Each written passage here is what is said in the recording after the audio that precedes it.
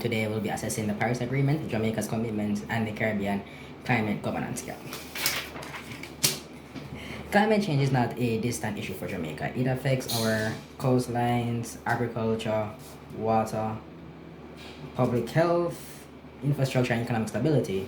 For a small island developing state, environmental policy is not only about protecting nature, it's also about protecting the livelihood of communities and national development. For this presentation, I will assess the Paris Agreement, an internationally recognized climate treaty that Jamaica has signed and ratified, and I will explain the background of the agreement, why it matters globally, locally, Jamaica's commitments under the agreement, and the changes Caribbean governments should consider to make implementation more effective.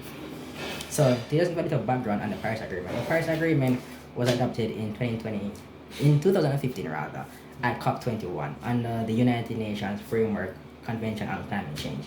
It came into force in 2016 and is now one of the most important global agreements on climate action. The main goal is to limit global warming to well below 2 degrees Celsius at above pre-industrial levels while pursuing efforts to limit within 1.5.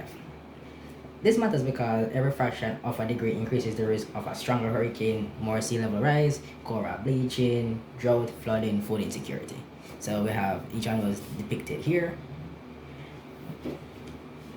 So, unlike earlier climate agreements, the Paris Agreement requires countries to submit nationally determined contributions, or NDCs rather.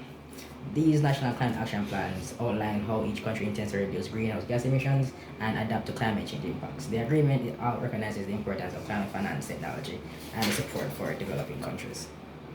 So the NCDs basically is tailor-made plans per country to best configure their plans in addressing how whatever actions they take affect climate change. So, why this agreement matters to Jamaica? The agreement gives Jamaica a framework to pursue low carbon development, strengthen climate resilience and advocacy internationally, and also fairer access to climate finance. It also connects climate action to national priorities such as renewable energy, disaster risk reduction, food security, sustainable tourism, and protection of forests and coastal ecosystems. Jamaica's commitments and objectives. Jamaica has committed to reducing greenhouse gas emissions, especially in the energy sector, through its land usage, change forestry. This includes increasing the use of renewable energy, improving energy efficiency, and protecting natural carbon sinks such as forests. Jamaica has been working towards stronger climate resilience. This includes mainstreaming climate change international development plans, strengthening adaptation systems, and improving the country's ability to respond to climate-related threats.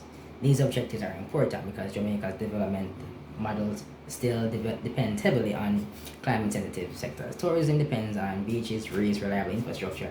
Agriculture depends on rainfall, soil health, predictable seasons. The communities depend on safe housing, drainage, water system, and disaster preparedness. So what are the challenges and gaps in the implementation? Climate finance remains difficult to access. Many Caribbean countries have strong climate needs,